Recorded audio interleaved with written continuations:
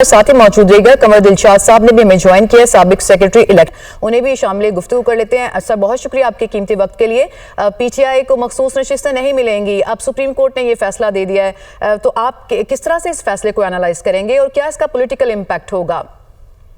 हम तो शुरू दिन से कह रहे थे, जब से इलेक्शन कमीशन ऑफ पाकिस्तान ने जो तहरीक इंसाफ को मखसूस नशिस्तों से इनकार कर दिया था, वो मौक़िफ़ जो है वो पेशावर हाई कोर्ट ने तस्लीम किया। सुप्रीम कोर्ट ऑफ पाकिस्तान के साबिक चीफ जस्टिस काजी फायज ईसा ने फैसला इलेक्शन कमीशन ऑफ पाकिस्तान के हक में दिया था, लेकिन जस्टिस मंसूर शाह के बेंच जो था 8 रुकनी बेंच, उन्होंने जो फैसला दिया था वो आइन के आर्टिकल 224 से मारवा था। इलेक्शन कमीशन ऑफ पाकिस्तान ने जो फैसले को तस्लीम नहीं किया था, तो उनका कहना यह था कि जस्टिस मंसूर शाह ने जो फैसला किया है वो आइन से मारवा है। उसी पर उन्होंने नजर सानी की दरखास्त भी जमा कराई और वजाहत भी जमा कराई। इन हालात को देखते हुए आज आईनी बेंच ने जो फैसला किया उसकी रोशनी में तहरीक इंसाफ को जो है वो ख्वातीन की और मिनारिटी नशिस्तें मिलने का इस्तेकाफ खत्म हो चुका था जब उनका पार्टी सिंबल वापस ले लिया गया था। तो इन हालात को देखते हुए मौजूदा हुकूमत बड़ी मजबूत बुनियादों पर खड़ी हो गई है। अब आप देखना कि चंद हफ्तों में एक आइन में बहुत बड़ी अहम तरमीमें आएंगी और तहरीक इंसाफ तो खत्म हो चुकी है पार्लिमानी जमात के हैसियत से, और मुस्लिम लीग नवाज आइन में किस तरमीम की बात कर रहे हैं आप? कौन सी तरमीम? अभी बताना काबिल वक्त है। बहुत बड़ी अहम तब्दीली आएगी, आइन में तरमीम करेंगे। अब इसके लिए उन्हें किसी जमात की हमायत हासिल की जरूरत ही नवाज शरीफ पार्टी को, वो खुद अपनी मेजॉरिटी वो ले जाएंगे, उनके पास 2/3 मेजॉरिटी मिल जाएगी, उसके तहत वो आइन में तरमीम करेंगे। सही। कंवर साहब ये बताइएगा कि लीगली तो अब कोई फॉर्म बाकी नहीं रहा पीटीआई के पास, इसी फैसले को मानना पड़ेगा या कोई और ऑप्शंस अवेलेबल हैं उनके लिए?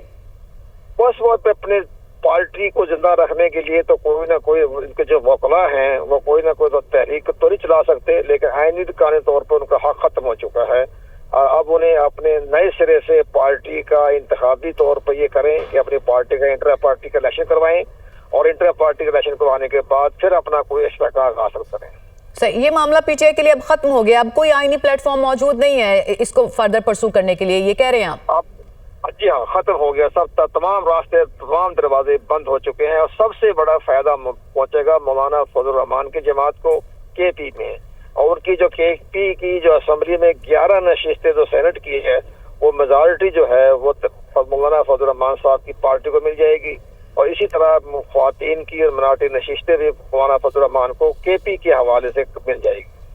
कंवर साहब, पीटीआई जो है यकीनन इसके ऊपर खामोश तो नहीं बैठेगी, किसी ना किसी का किस्म का रद्द-ए-अमल तो सामने आएगा।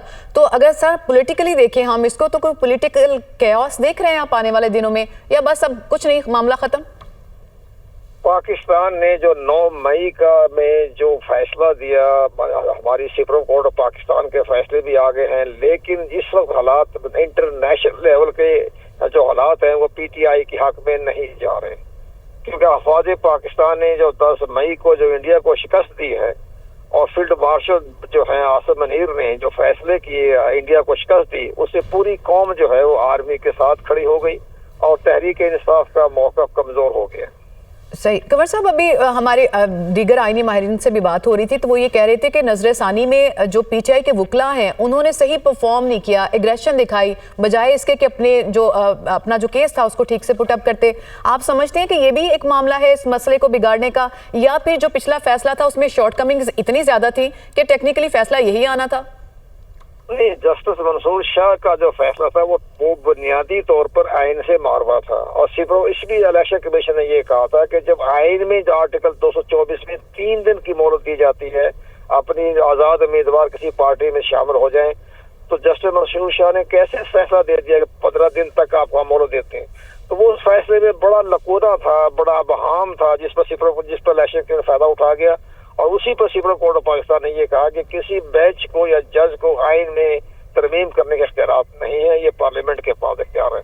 तो इधर मौक़िफ़ का कमजोर था शुरू दिन से ही। इनके वकला ने कोई सही तरीके से आइनी और कानूनी तौर पर इलेक्शन नहीं लड़ा, या तो बाइकाट करते, उसको जाते ही ना, इनकार कर रहे थे हम आपको इस बैच को तस्लीम नहीं करते, तो फिर कोई फैसला था आइनी तौर पर तो नहीं पता, लेकिन सियासी तौर पर फायदा पहुंच जाता। जी कंटिन्यू प्लीज, आप जारी रखें।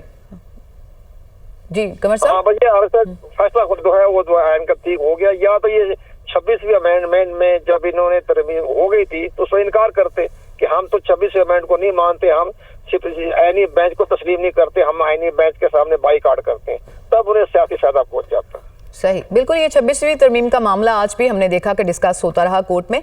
कमर साहब, आपका इलेक्शन कमीशन से चूंकि ताल्लुक रहा है, बहुत से सवाल उठाए जाते रहे हैं इलेक्शन कमीशन के रोल पे उस वक्त से लेके जब इंतखाबी निशान का मामला था और उसके बाद मखसूस नशिस्तों का भी।